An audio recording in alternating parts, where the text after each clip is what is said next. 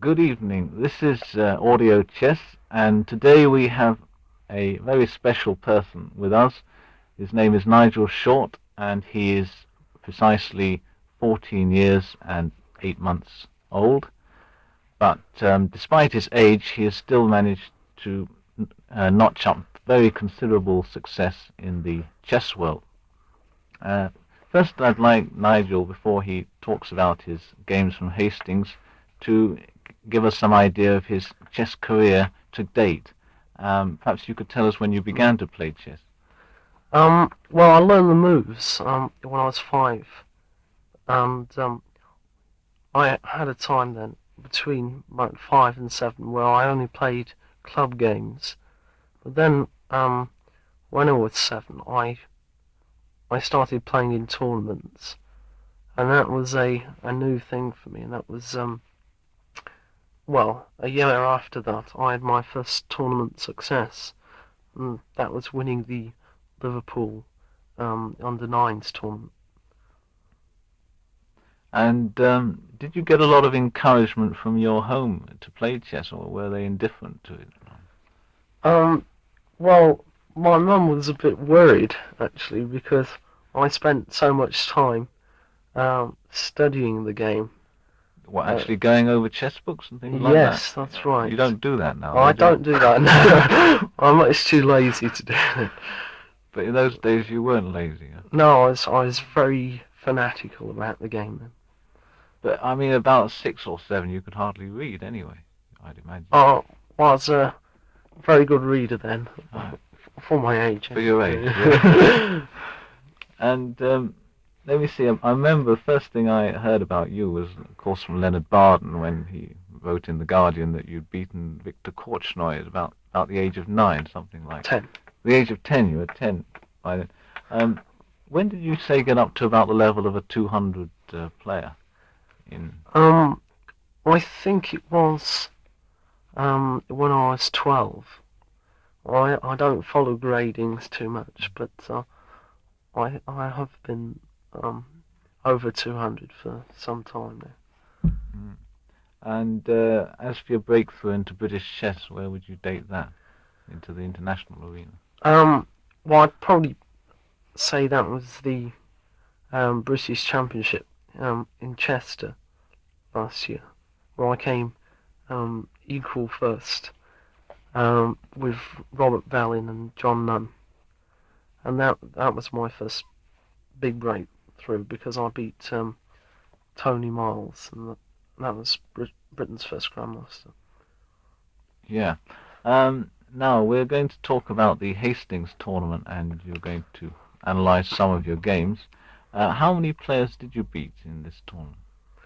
Well, I won 6 games, and I drew 4 and lost 5. Quite a good result. And what about the Grandmasters? How did you do against them? Well, I beat 4 of them. I didn't count my losses against. But, I think I probably lost to 4 Grandmasters. Yeah. By the way, how did you do against the British players? This is interesting. Well, I got crushed in the first round against John Spillman. I lost to John Nunn.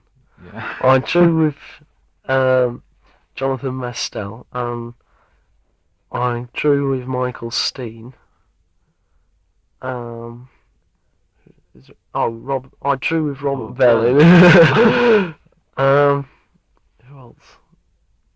Yes, so maybe you were just on too friendly terms to beat these players, or perhaps they knew you better. I think probably they knew me better. They didn't go out to smash you like the other ones, maybe. I think they were a bit more wary about me. Anyway. Yes. Well, Spielman certainly was. That's why. Yes, that's why you beat me in 20 moves. Yes, he marked you out for destruction. Well, we'd like to see some of your games. Which one would you like to show us first? Well, my first game I might show was in the second round against the other untitled player in the tournament, and that was Mr. Zilber from Israel. And it was a Caro-Kann, and it went like this: E4, C6, right. Knight C3, D5, Queen F3. And now, if you'd like to switch off your machines,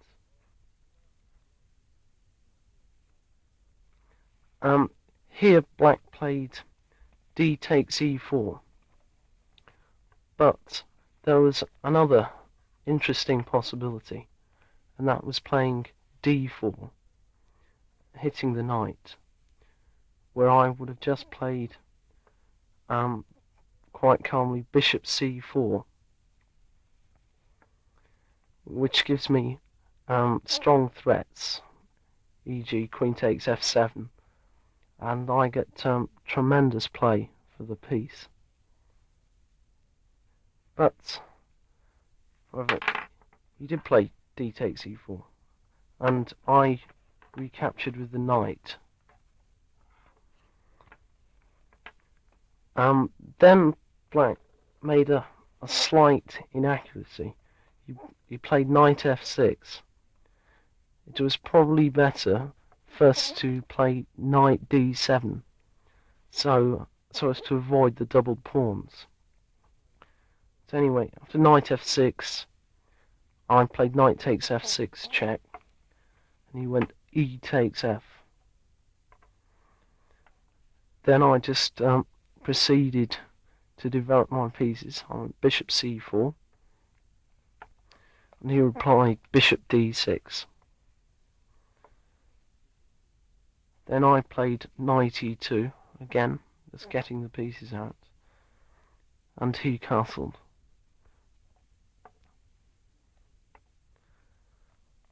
I played D4,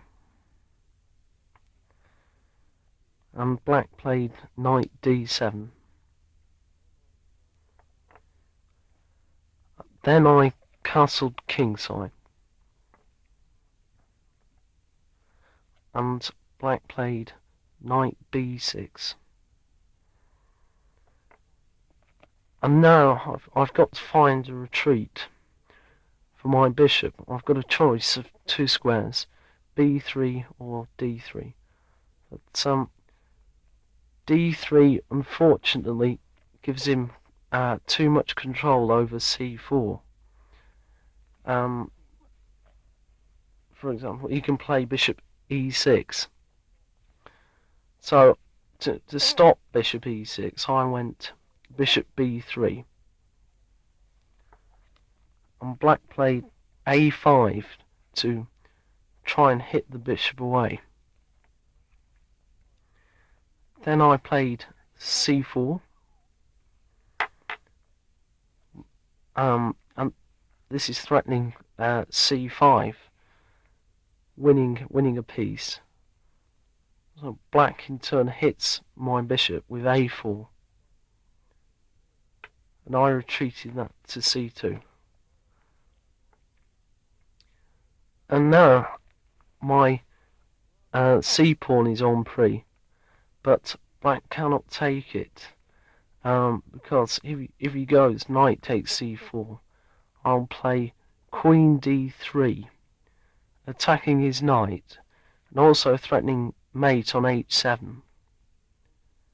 So therefore he must retreat one of his pieces, and he played Bishop C7. I developed with Bishop D2. Black played Bishop E6. And now he really is threatening my c-pawn, and I must defend it with B3. And then Black played Queen D7 with the idea of at some stage playing Bishop G4, but he can't quite get it in at the moment, because I went bishop c3,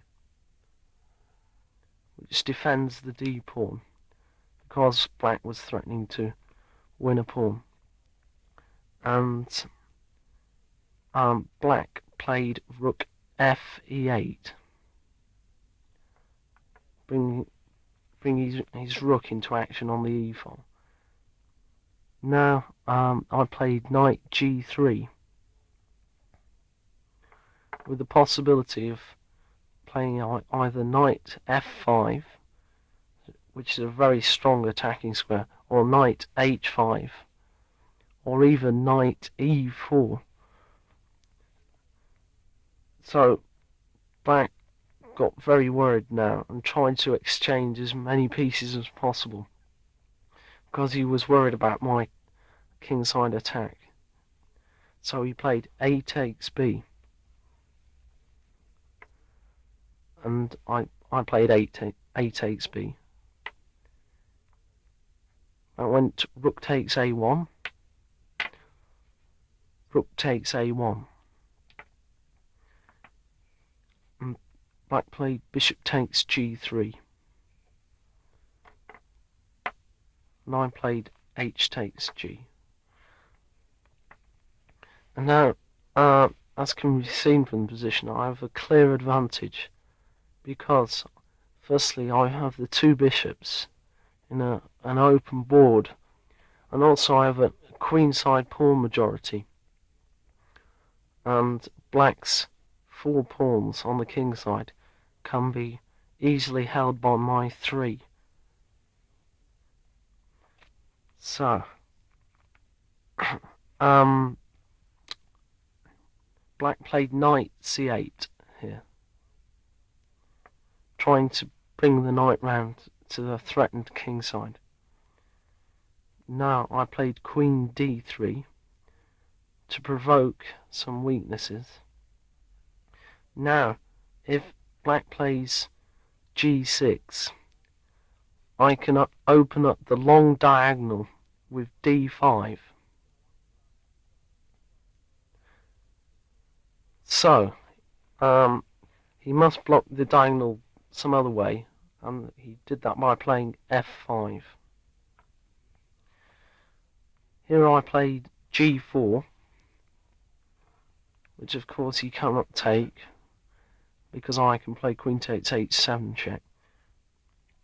So he must defend this, and he played knight e7. Now, here I played bishop b4 to attack his knight, which is defending his pawn on f5. So here black played g6 to defend the pawn. And now if you like to switch off again,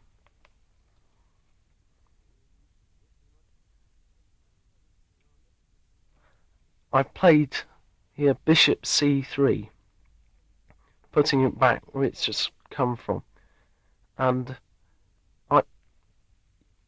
one can see the big advantage of this position to the one 2 moves ago, is that his long diagonal is very weak, and I'm now threatening d5 and queen d4.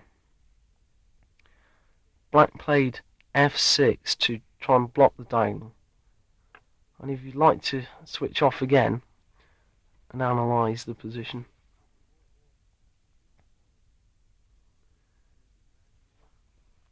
here I played g5 to undermine his defence on the long diagonal. Black has little choice other than to take the pawn. F takes g. And now I played d5.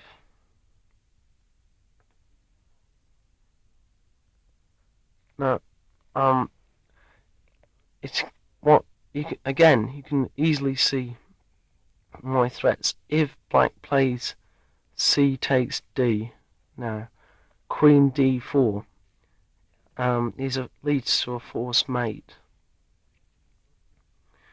So black must now give up a piece with knight takes d5. This is what he played. And I played c takes d. Black played queen takes d5. Now if you'd like to switch off again, here I played queen e3. This is a good move because black already has 3 pawns for the piece, and by exchanging queens at this point, he gets a strong bishop in the centre. So I'm trying to exploit his weaknesses on the diagonal by keeping the queens on, and also I'm attacking his g pawn. So this is why I played f4. I played queen b6. And black played c5 to defend his b pawn. Now here I played rook e1 to pin his bishop down. And now I'm threatening queen c7, which threatens mate. And then if black replies queen d7, I can play queen e5, threatening a nasty check on h8. So black must try and prevent queen c7, and he did this by playing queen c6. However, this, unfortunately for him, leads to a lost endgame because he has too many weak pawns now. I play queen takes c6. He played bishop b takes c. Now I played bishop f6. Black, of course, must push on g4. Now I played bishop g5. Again, provoking him to, forcing him to go forwards. Otherwise, he loses his f pawn. And he played f3.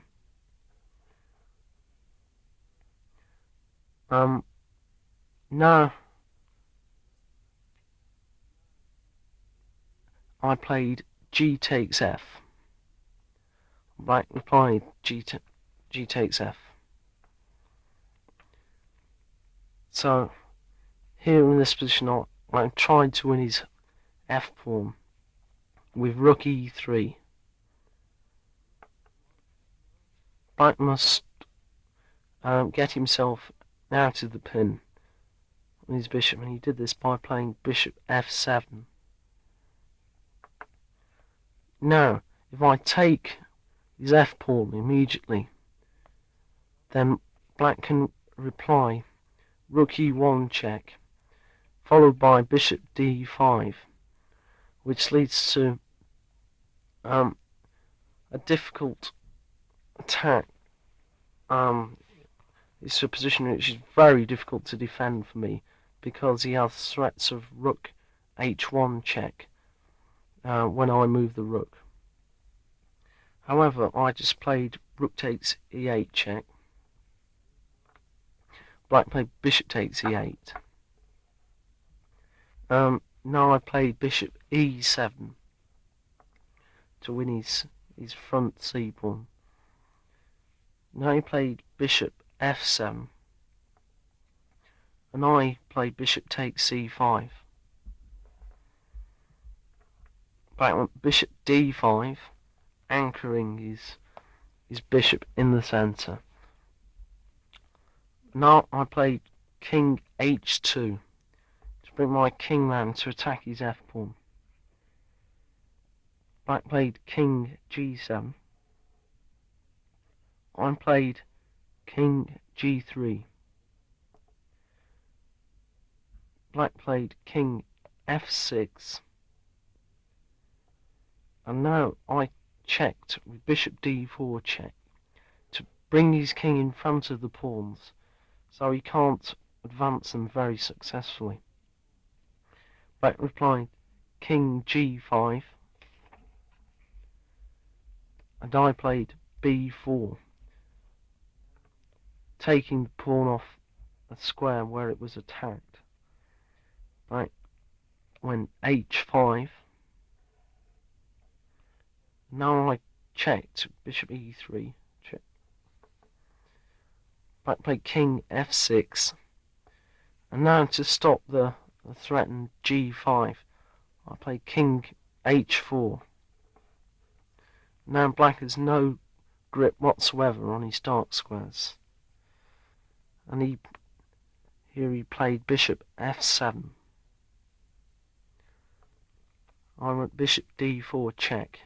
Now he must go backwards. King E7. So now I played Bishop E4, attacking two pawns at once. And Black cannot defend these with Bishop D5 because his G pawn is on pre. So here he played Bishop E8. And I played Bishop takes F3.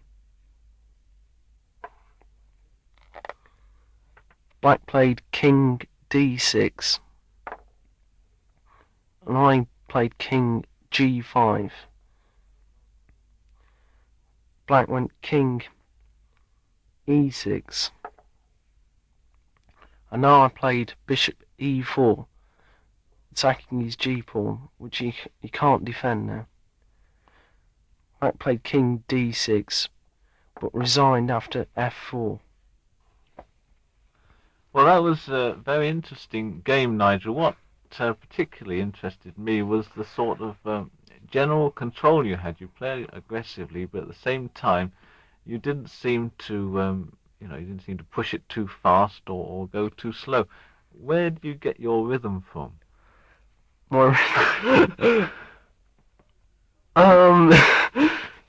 Very difficult to answer that one. Well, I've just acquired a technique after a number of years practice, really. Playing lots of games, about 150 a year. You have a lot of practice, and some people they practice for many years and they don't get any better. Oh well, I'm different, aren't I? Yeah. Do you think it is a sort of conscious thing that you do, or you do think it just came out from practice, or did you sort of sit yourself down and say, I will play in a certain way throughout the game? No, what I play is completely natural. I don't spend hours trying to work out new systems to refute chess. I just yeah.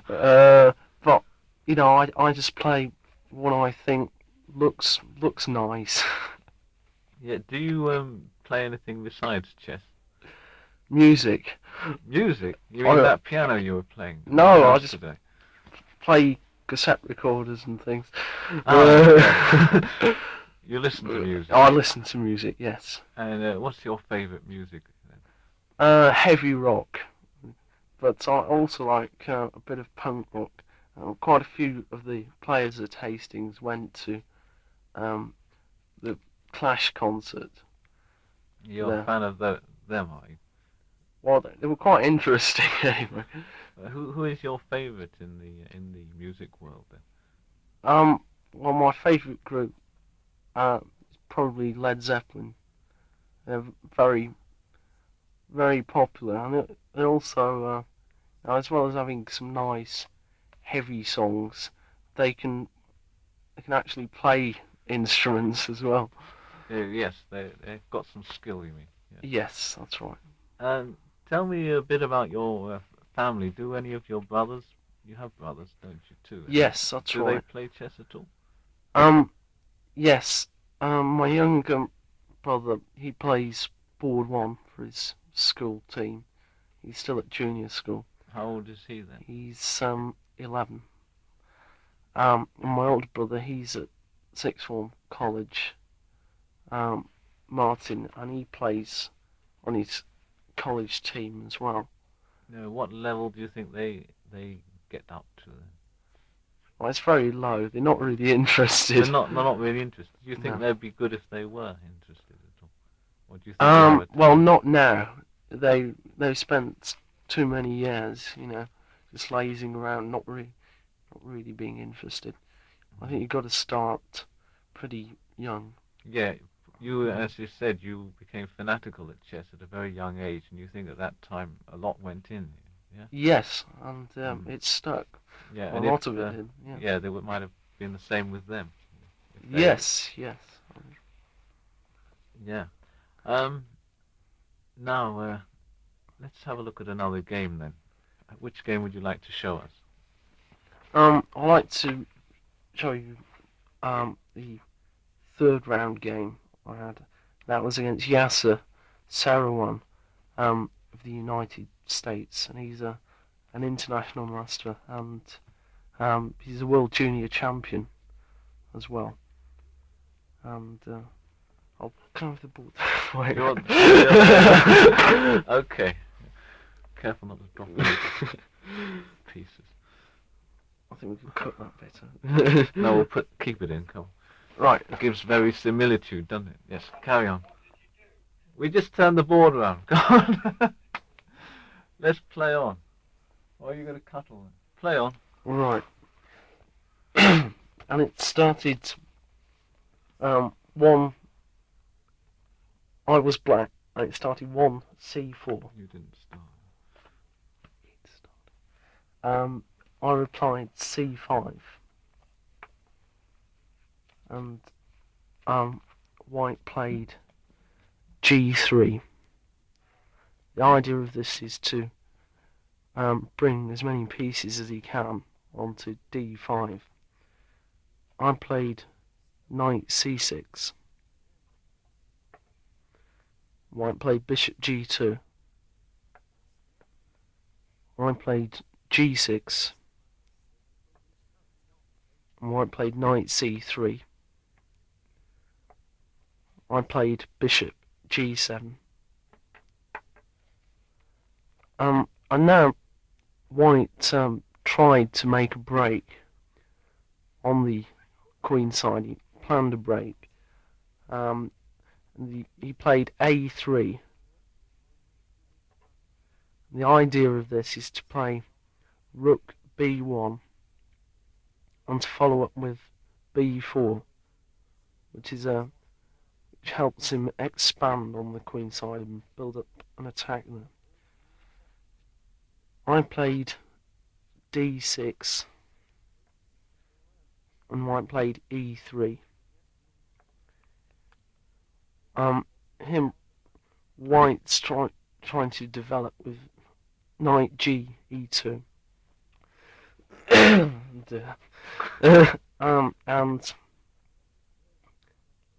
Then follow it with d4, as well as having rook b1 and b4 in mind.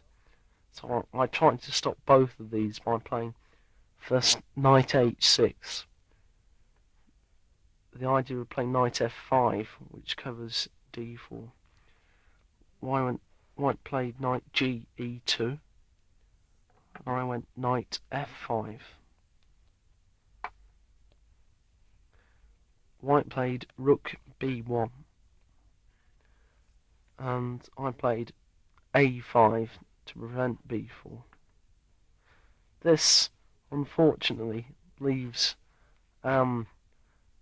big weakness in my queen side at b5, but I think it was worth it to stop b4. Sarouan then played b3. The idea of bringing out his bishop. I played h5. And this was the idea of playing h4 and generally attacking down the king side. To prevent this, Sarouan played h3.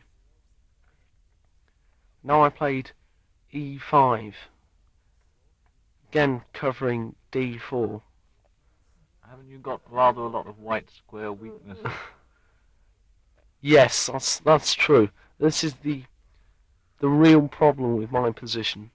That's bad. I've plenty of holes, as they call them, in the centre and on the queen side. For example, e4, d5, b5, and even a4. But I was quite happy with my position here because it has certain there are certain aspects of the position. Like I've got a few tactical chances with a later f5, and I also have quite a strong grip in the centre. I thought this would be enough to balance the position. Here, Saruman played bishop b2, and the only way I can continue sensibly is to play h4 and then provoke a weakness. Saruman plays g4, and I played knight f e7. Here, Saruman played perhaps prematurely. He played d4, which is the move I've been trying to prevent this opening, but perhaps he should wait with this move and maybe first castle or play g5 even. So now I must do something in the centre. I played c takes d4. White played e takes d4. And now I castled kingside. The reason I played that was because, firstly, I cannot win a pawn in the centre with e takes d, because white can always play knight b5 and take the pawn with the advantage. And the move castles is preparing to meet d takes e if it should arrive. This is what maybe Saruman should have played, but instead he tried the queen side push with d5. Still looks pretty good though, doesn't it? Yes, but my position shouldn't be totally underrated. I have a very nice break with f5 at any point, and also I have a few possibilities on the queen side. I played knight c b8 here, and white played b4. Here I played f5, which is essential to my plan. I must try and attack his kingside somehow. White played g takes f. This is to open up the g file for his rook. I played g takes f. Now white played rook g1, and to to try and stop his queenside advance, I played knight a6, which holds up c5 and attacks b4 as well. Saruman now played bishop a1, which is maybe a mistake. It should probably go down to c1 with the idea of playing bishop g5.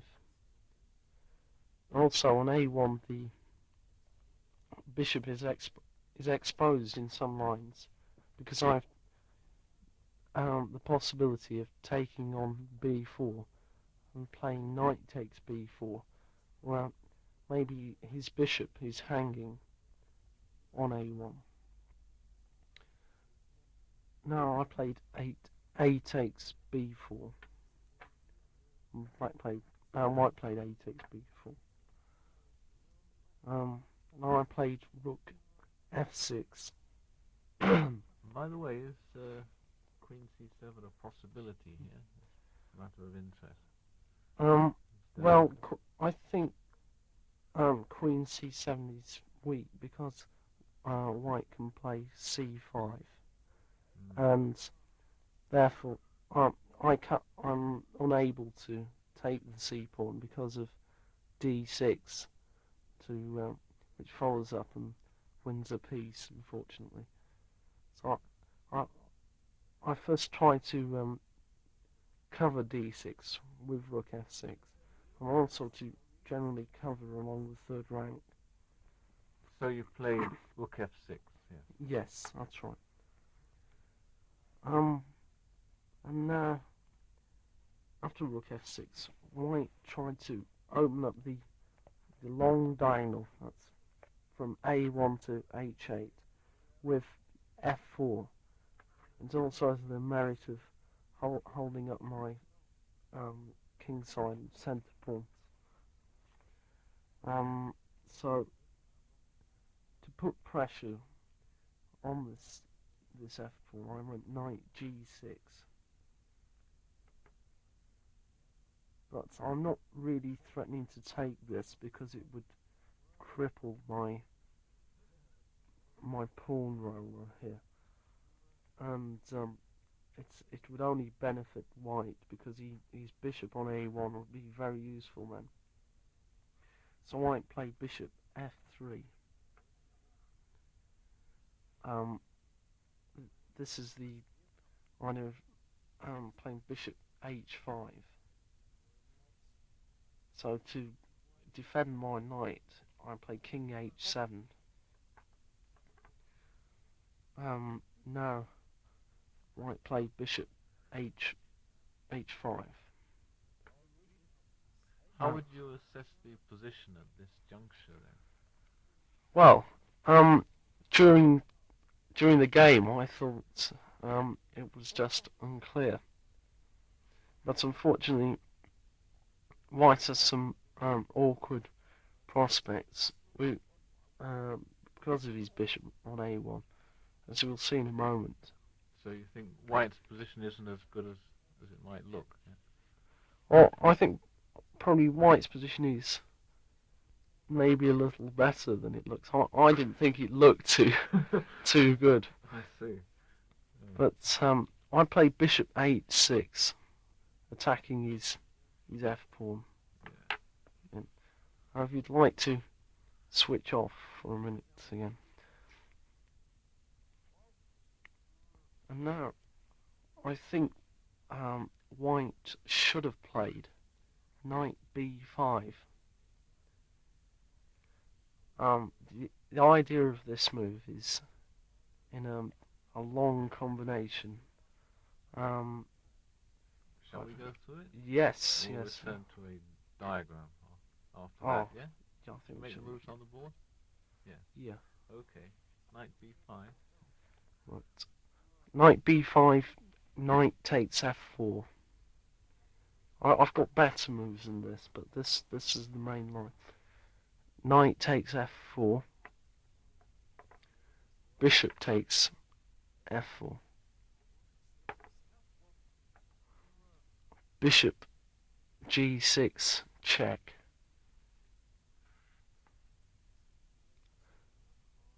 Now I cannot play rook takes g6 because of queen h5 check, followed by when I play rook h6, queen f7 check leads to mate. So therefore I must play king g7 here. And now, if white tries a discovered check, I can just play bishop g3 check, blocking the minor action. No, in this position, white has a strong move with queen h5, which threatens all sorts of nasty things. For example, queen h7 check. And now, queen h8 is the key move here. For black, yeah? Queen to Yeah, h8. Queen h8, yes. But now white has the surprising move. Knight takes d6. And, What's the point of that? well, if I take this knight, white can play bishop e8 check. Discovered check. Yeah. Discovered check, yes. And I must block the line of the rook by playing bishop g3 check. White now can play rook takes g3 check. Yeah. I recapture with h takes g. And white now plays bishop takes e5 check. At last. From the bishop from out of the corner comes in, and this forces mate here, and the winning of the queen. Well, winning of the rook as well. So this is what perhaps he should have played, and it certainly gives me a chance to go wrong. I think we're going to better go back. No, we're going back to the position of diagram 1. Well, I hope you've all got back to diagram 1, and white, in fact, didn't play knight to b5. Whose idea was this move anyway, Nigel? It was John Nunn's. We were looking at this position after the game. We were analysing it, and John Nunn happened to be walking by, and he suggested it, and he seemed to have worked it all out in about 2 seconds flat. It was quite breathtaking because we were sat down in this game for hours, and neither of us saw this combination. Nunn actually sort of, when he played knight b5, he had the combination in mind, didn't he? Yeah? Yes, that's right. That is quite incredible, yeah. Well, let's continue now with what Serowan did play. So now he played bishop takes g6 check. Of course, to stop me taking on f4. Rook takes g6. And now he played rook takes g6. And I played king takes g6. Why not? Here Sauron decided to get his queen side going. The way to do this is to exchange on e5 and then possibly play c5 at some time. Well, first of all, he took on e5. I played d takes e. Yeah. Someone played d6. This is a good move because it frees the square d5 for his knight.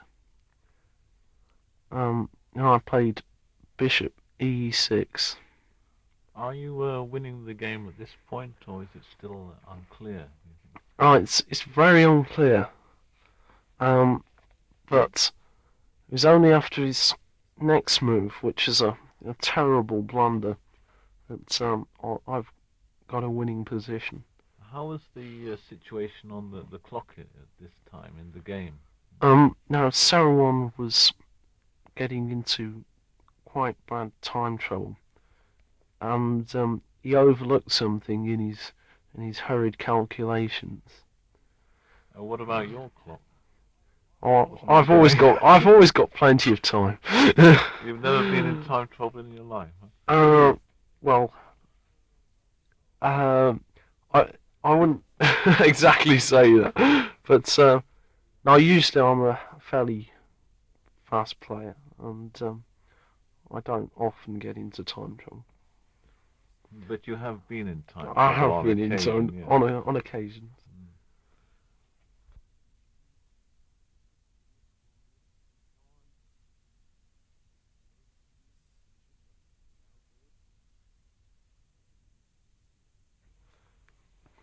However, back to the game. After bishop e6, someone should now have played knight d5 using the square.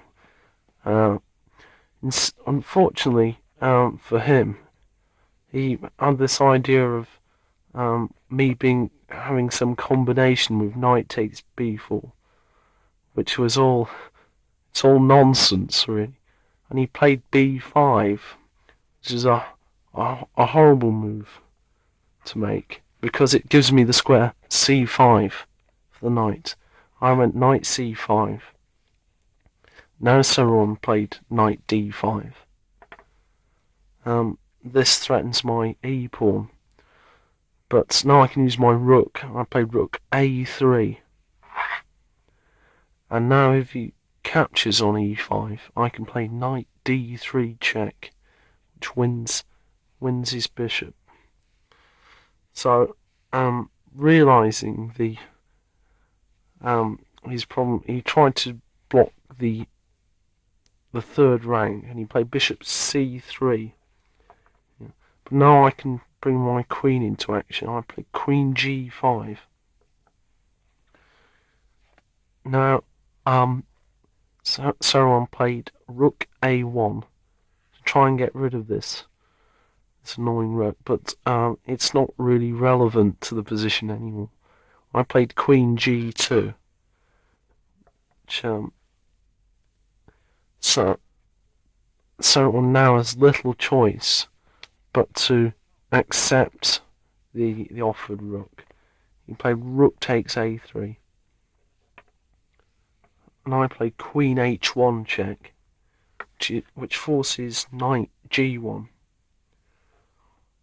I played queen takes g1 check,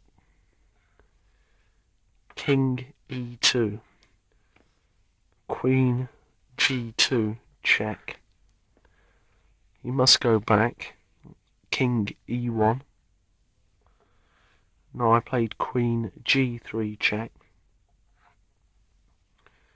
Saruman plays king e2. And now I bring in the knight e4. Now, his position is hopelessly lost. I'm threatening queen f2 check, followed by knight c5 mate, amongst other things. He now played queen d3, and I went queen g2 check, which stops him playing king d1 and escaping to the queen side because, well, I've got knight f2 check winning his queen. So, he has to play king e1, and I played bishop takes d5. He now played c takes d5, and I went queen g1 check. He must now play queen f1 because king e2, knight g3 check is crushing. So he played queen f1, and I played queen e3 check. It was at this point he resigned. Now if he plays queen e2,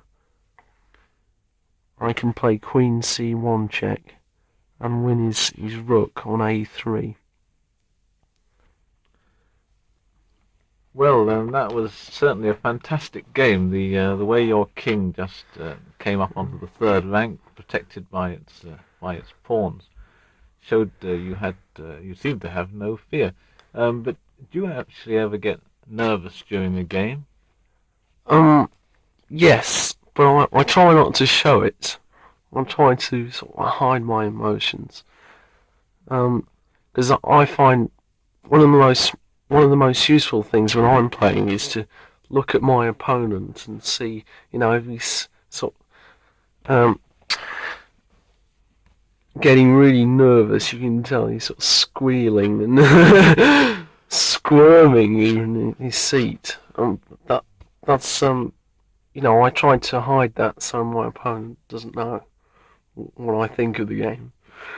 But you'd never actually get to a stage where you in fact crack up, as it were. You never actually, you're under pressure and then you actually crack up and make bad moves. Do you have that? No, I don't think so. You just carry on Yeah. producing the moves. Yeah. Um, you say that you don't do any chess study, but when you used to study chess, Yeah. what sort of interested you most? What sort of books, Um. players? Well, only one person really, and that was Nimzovich. Well, I was fascinated because he had his ideas were years ahead of his time, and he was always striving to find something new and interesting. Though you actually said that you just play completely naturally and you don't try to refute chess or anything like that, which is what Nimzovich used to do. Yeah? Um. Yeah. Yes, probably a bit. Got me. Yeah. But yeah. Well, it's always a mistake to try and play like your heroes because you might not be playing your style. If I tried to play like Petrosian, I'm sure my standard would go down nowhere. Hmm. You think what is your style? Do you think then? Well, it's I'd say it's mostly tactical. Well, it was at Hastings certainly. It's far more tactical than any of these other Grandmasters. Um, but I also, know a bit about positional chess, but I haven't the experience, of course. Do you which colour do you prefer to play with, white or black? Um, well, black's a nice colour, but I get much better results with white. This has been all through the years. You've always done better as white. Yeah? Yeah, nearly always. Do you generally sort of draw with black, or you sort Um, of just win less? I win less and lose more. Yeah, but you're like a steamroll with white. Usually, yes. Yeah. Some time ago, maybe I think about 6 months ago, I remember you saying you expected the British to take over from the Russians in about 10 years. Do you still think this is going to be the case? It was reported in something like the Daily Telegraph. They sort of Well, that. I think it'll probably happen sometime. I mean, we've got tremendous talent in the juniors, and you can tell by our international team as well. I mean, the average age is in the 20s, and there are many sort of up and coming youngsters in the country, and probably well, not more so, but probably of a higher standard than the Russian juniors. But in a way, if you consider Russia, I mean, we're in fact playing against 20 countries, not one. So I think this gives us something of a disadvantage, wouldn't you think? Yes, I think you're right there. I mean, I can imagine us becoming as good as Hungary, but I don't know the whole of the Soviet Union. Well, obviously they'll be stronger in depth, certainly, but I think sometime we're gonna have a few players who are going to be really good at the top. What do you think of your lifespan as a chess player? How long do you expect to be able to play chess at a high level? Um, Not very long. Well, I suppose most people say you have your peak. It's around what 30 or something. Um, or by about 35, you start going downhill, and I might well go quicker than that because uh, I'm very unfit and my physical condition might come into it. Yeah, Oh, but you are only 14, and a lot of 14-year-olds are unfit and they have colds like you do. I mean, yes. Korchnoi, I think when he was very young, he used to be very unfit as well. But he's He pretty, still is. If you've he's seen pretty him on the tough time. now. Yeah. So you don't think that you got such a long lifespan? No, I don't think so. Hmm. I might have other interests, you see, that distract me from chess playing. You mean pop music, yeah? Yeah, a lot of things. And other things, yeah. Oh, one thing, there's another new development which is also something of a prodigy, and that is the chess computers. Over the last 2 years, the market's been flooded with them. What is your opinion of them? Um, well, at the moment, they're only for weak players, but they're improving all the time, and I think maybe in a few years' time, we'll see them in general good enough to beat strong players, certainly county players. You actually played a match with one computer. Which computer was that? Yeah, that was a couple of years ago. I played Chess 4.6, which at the time was the best computer in the world. Played 10 matches, and it was a 5 minute game. Um, and I won 6.5, 3.5. But I wasn't playing very well. I was very tired because I just played a simultaneous event the day before, and I think if I'd have been on top form, I would have been pretty close to 10-0, Yeah, that's even in 5-minute chess. even in five And you minute think in chess. a long game it would stand not a chance, really?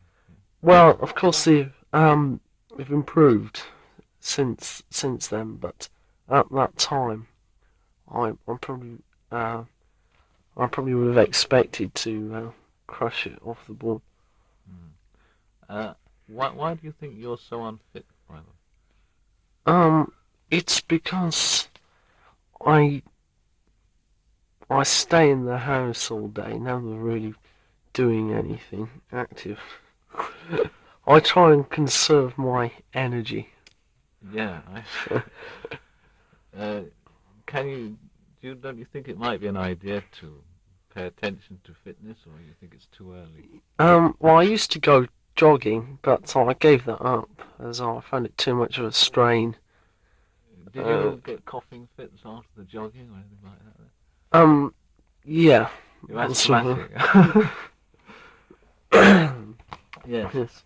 Well, actually, Nigel is having a bit of difficulty talking non-stop, but I think he probably isn't as unfit as he makes out.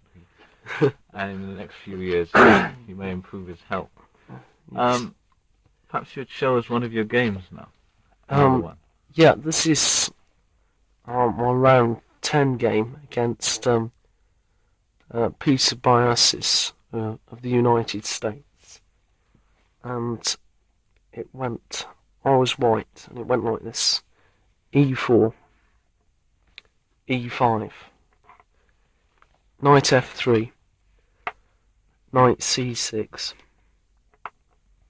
Bishop B5, A6, Bishop A4, D6. Now I played a drawish move because I had a cold and I only just got out of bed. I just didn't feel in too good a condition. I played d4. Black played b5.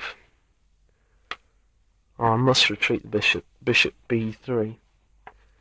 Now black took on d4. Knight takes d4. I played knight takes d4. And black played e takes d. Now if you'd like to switch off again and have a look at this position.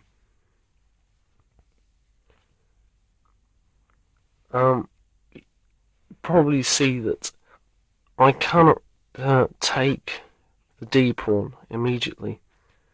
If I play queen takes d4, black can play c5. I can play then queen d5, attacking his rook and threatening mate. But black can play then bishop e6. Then I play queen c6 check. Black plays bishop d7. Now I must win my queen. I go back to d5. And then black plays c4. And my bishop is trapped. Yes, that's called the Noah's Ark trap, I believe. That's right. It was for the benefit of people who didn't know it. This is diagram 2 we can go back to now, is it? Yes, that's right. Here I played c3. Can't black take that pawn and win a pawn? Well, I played c3 and offered a draw because You weren't very fit. as well as not being too well.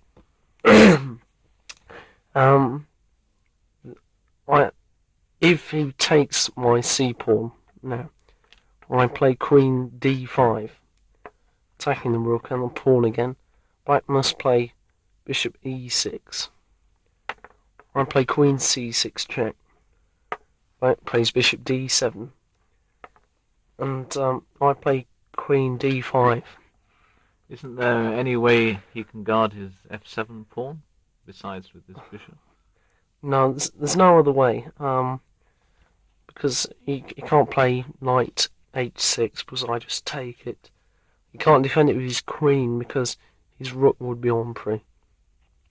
So therefore he's forced to play bishop e6 and I play queen c6 check and force a draw by repetition. Yes. Right, shall we return again to diagram 2 now? Yes, Yeah. that's right.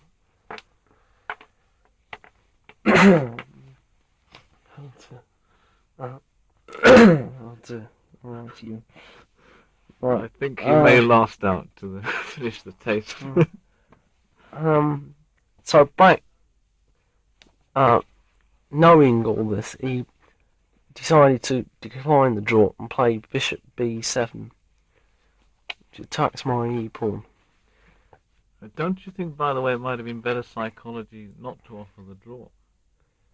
No, if I hadn't offered the draw, He might have taken the pawn then. he would have taken the pawn. Then you'd have forced the draw. And then I would have forced the draw, yes. But offering the draw probably won me the game here. Because I was told afterwards that he nearly always takes the pawn on c3. But by playing c3 and offering the draw, he knew full well what my intentions were. And he decided to play for a win.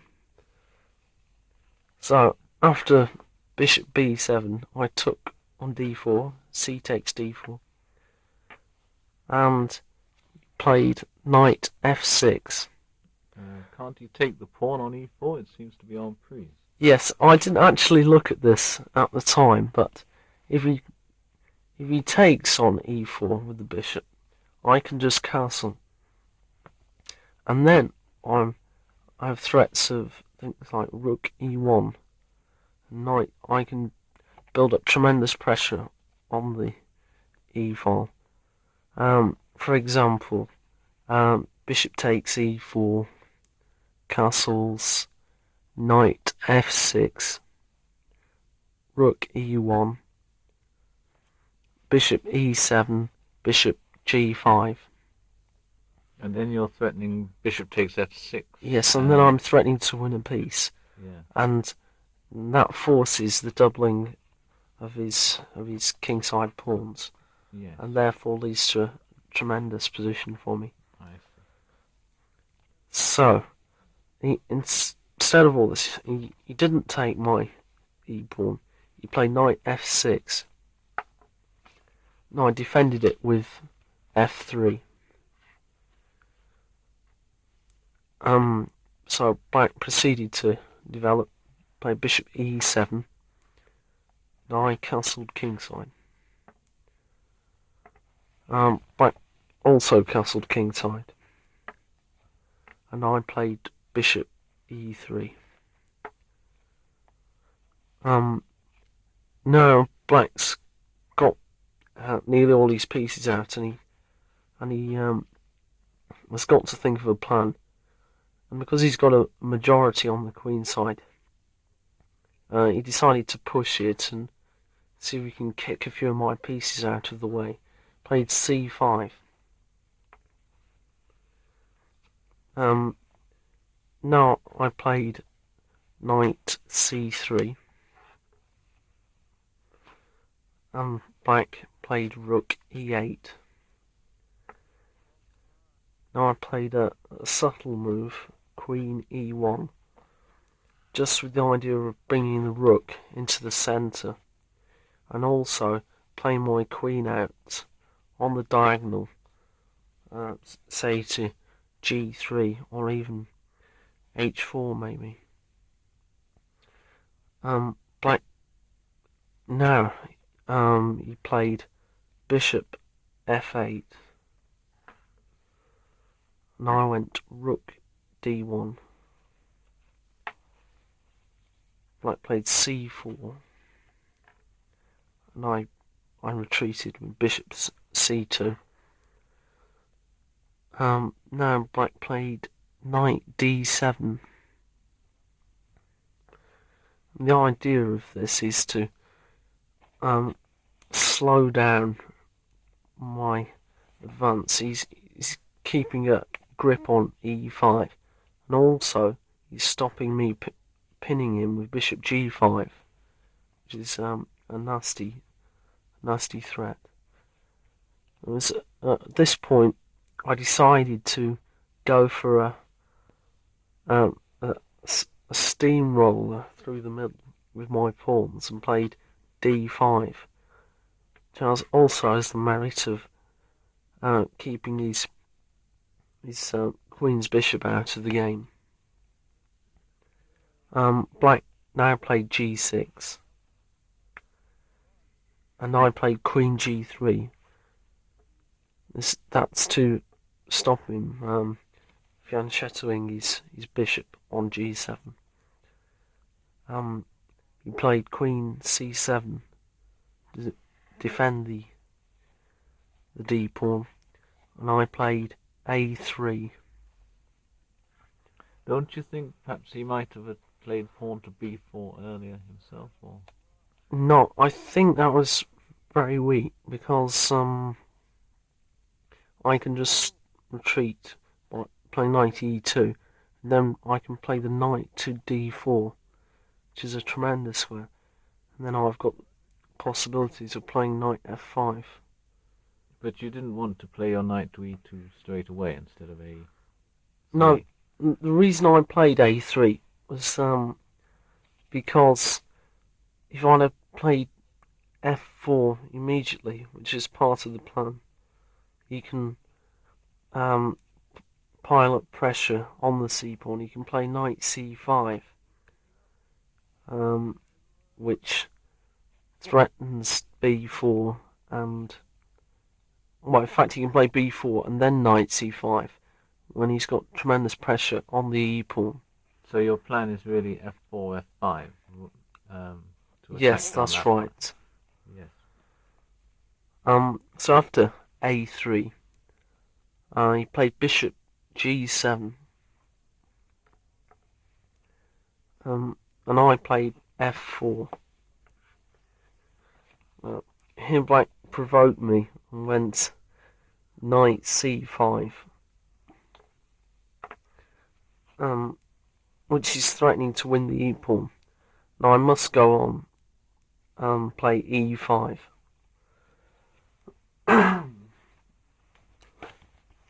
Now, at this point, black can quite obviously take the e-pawn, d takes e, but then I can play f5, and this gives me good attacking chances on the king side because his bishops are blocked in, and I can use the square e4, and also I can play queen h4 and bishop h6, and this is it gives me, well, certainly good chances. However, Beatis came up with an idea to activate his queen. That was playing knight d3. He played knight d3 here. Yes, that's right. And I played bishop takes d3. Black played c takes d. I went rook takes d3. Now he took the e-pawn, d takes e. So I played f5. And then black played queen c4. Which is the idea of giving up the pawn on the queen side. And the queen here stops me bringing my knight to e4, attacks my rook, and prevents me from playing queen h4. So it was probably worth it giving up this pawn. In fact, he hasn't a pawn down because you've given up a Yes, pawn that's and he's right. given up a pawn, so there's no change. There's no materials level. There's no change. Yeah. So I've got to move my rook now. I played rook d2. And now I've got possibilities of d6 and d7. So he played rook a d8 to stop me advancing this pawn. And now I played h4, which is a tremendous move because well, the idea is to smash up his king side with h5. Black now played a5. The idea of this, of course, is just to play b4 and kick my knight away, and then take my d-pawn, which is loose now. However, I must continue. I played h5. Was there any prospect possibly in black playing pawn to e4 at any point, and then bringing his bishop to e5? Or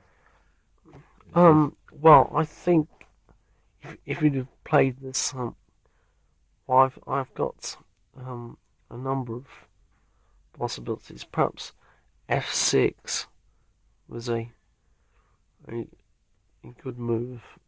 It keeps his bishop out of the game, and then I can play rook d4. And I've got pressure against his e-pawn. So after h5, black, he's got a chance to go wrong. If you like to switch off here, I'd advise it because the position is very complicated. Right. After h5, black should now play b4 and forget about his king side his only chance, the counter-attack. After b4, I can play f takes g6. Black must play f takes g6. And then I play h takes g. Black is forced to play h5.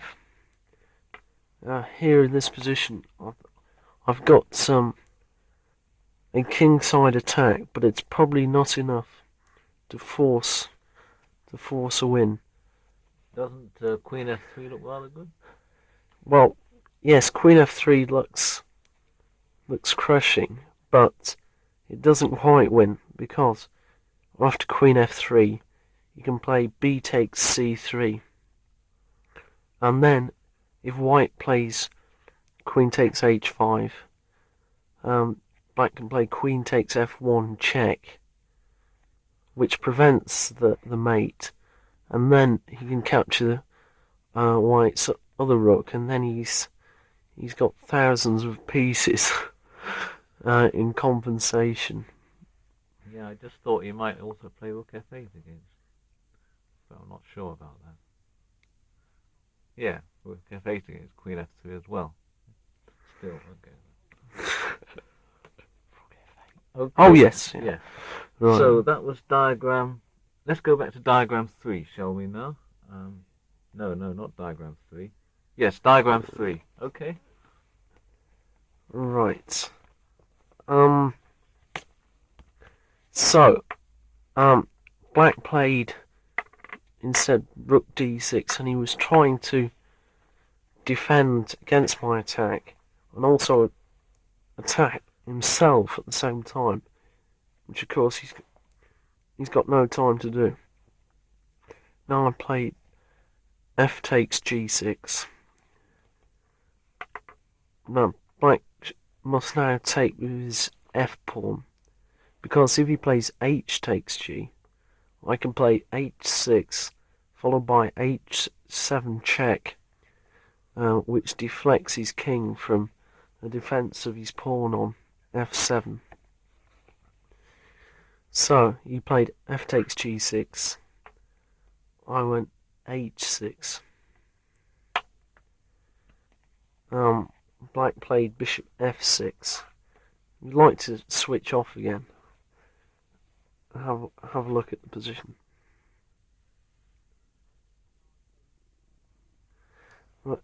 Now I played bishop g5.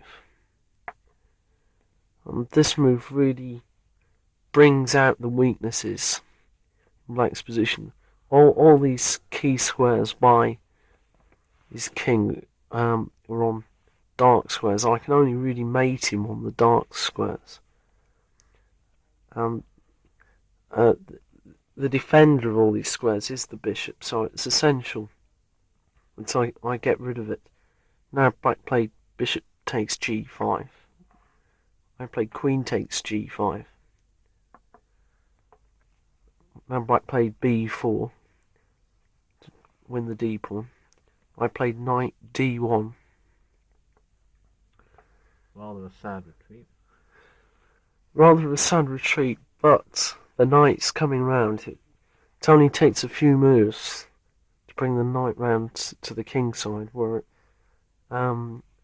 it's able to bring about the decisive blow. Now Black played rook takes d5. Winning a pawn. Winning a pawn, but it's irrelevant, really. I can now bring my pieces into the attack with a gain of tempo. I played knight e3. And to save the exchange, you must play queen c5. And I play rook d f2, threatening his rook now. Here Black played rook d to d8. Now I played knight g4, threatening to win the exchange, knight f6 check. So the only defense to this is to play rook f8. But now I played knight f6 check. king h8. If you like to switch off again and see if you can find the crushing finish. Well, now I played knight e4. Knight d7 is also good, but knight e4 is a little prettier. Well, surely he can take that knight, though, can't he? It seems to be en prise. Yes, but if he plays bishop takes e4, I then play queen takes e5 check, and if he takes my queen, which he has to, I can play rook takes f8 check, and I mate him on the back row. Yes, your rook is no longer pinned. That's right. That's the idea of the queen sacrifice. It seems to be a sort of a spectacular knight retreat, which you may become famous. Maybe. Your Anyway. trademark. So, after knight e4, he played queen d4, which unfortunately for him does absolutely nothing. And I played queen takes e5 check, and he resigned. That's really beautiful. That is incredibly beautiful. That finish.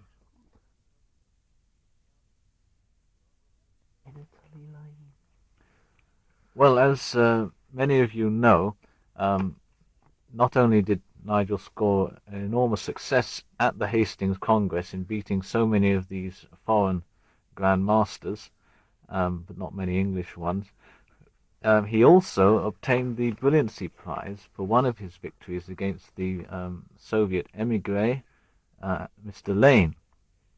And the earlier part of the game saw Nigel playing his pet variation against the Caro-Kann, which is to put a knight on e2, I think, and then move it around the board a bit.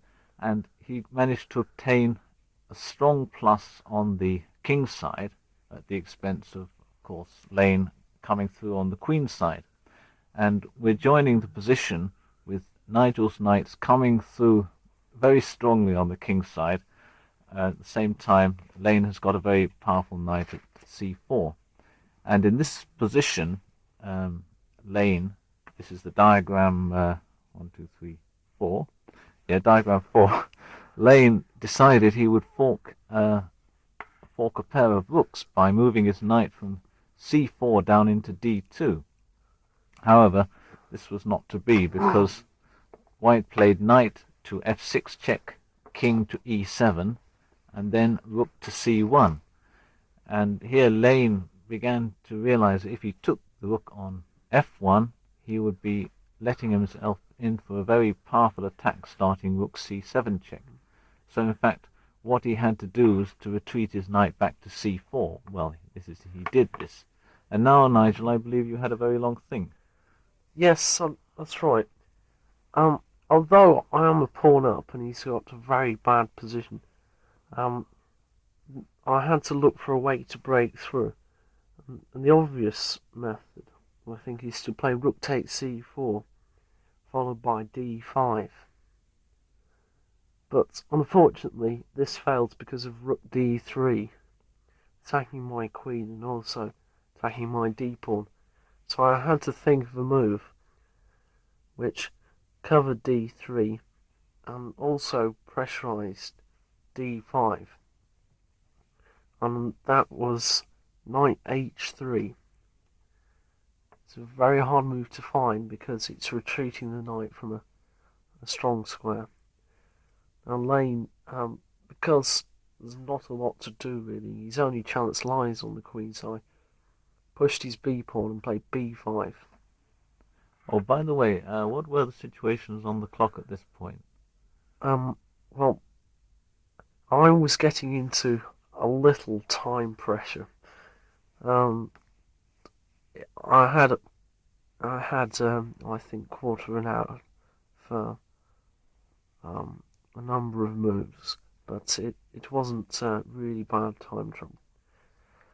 Now I played knight f4, attacking his d-pawn, which he had to defend with the queen by playing b4.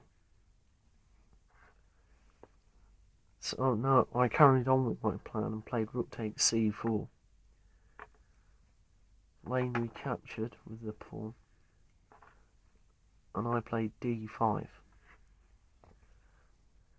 Now it was here when Lane played queen c5, which gives up his bishop for nothing really. But he's got very very difficult position if he retreats to the bishop. For example, if he plays bishop d7, I can play e6, attacking his bishop, and he cannot take my knight then, because I play queen d4 check. He retreats the king to e7, and I play d6 check. And then I take his rook with check, and that's crushing. So his only other bishop retreat is to go to c8. Well, then I probably would have played queen e2. I hadn't decided on this at the time because I was in time pressure. I probably would have thought for a few minutes before playing queen e2 because it is a very complicated position. The idea behind queen e2 is just to attack the c pawn, and also to bring the rook into play, say with rook e1 or d1 or even c1. So anyway, Lane looked at this and decided his position couldn't stand the pressure of my knights and pawns, so he played queen c5. Now, of course, I must take his bishop. I played d takes e6. But now there's a little trick on my g pawn. He went rook takes g3 check. I played king h2 because I can't take the rook because I'm in check. And black played now rook d3. This, of course, gives up the exchange, but I was threatening his rook anyway, and also I was threatening mate by queen d7 check and queen takes f7. So after rook d3, I played knight takes d3. Lane played c takes d3. Now I had to defend my pawn on e5. I played f4. Now he's just a piece down with no compensation.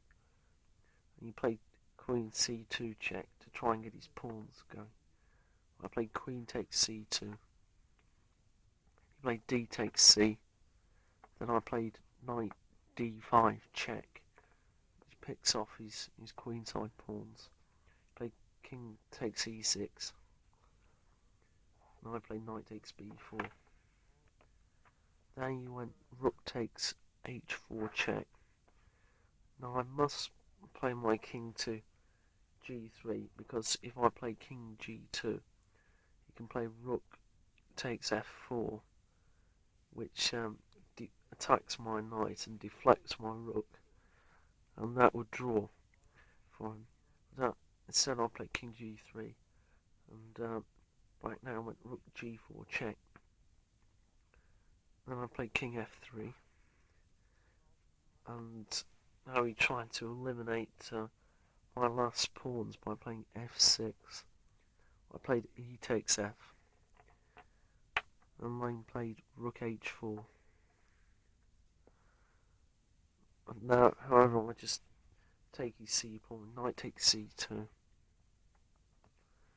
After rook h3 check, I played king e2, and he resigned because the endgame is hopeless. I first manoeuvre round to win his f pawn, and then the idea is just to queen my f pawn or force him to give up his rook for it. Well, thank you very much, Nigel, and all I can do is to wish you success in your next very important Grandmaster tournament, the Parrot and Drew one in March. So thank you for listening to us, and goodbye.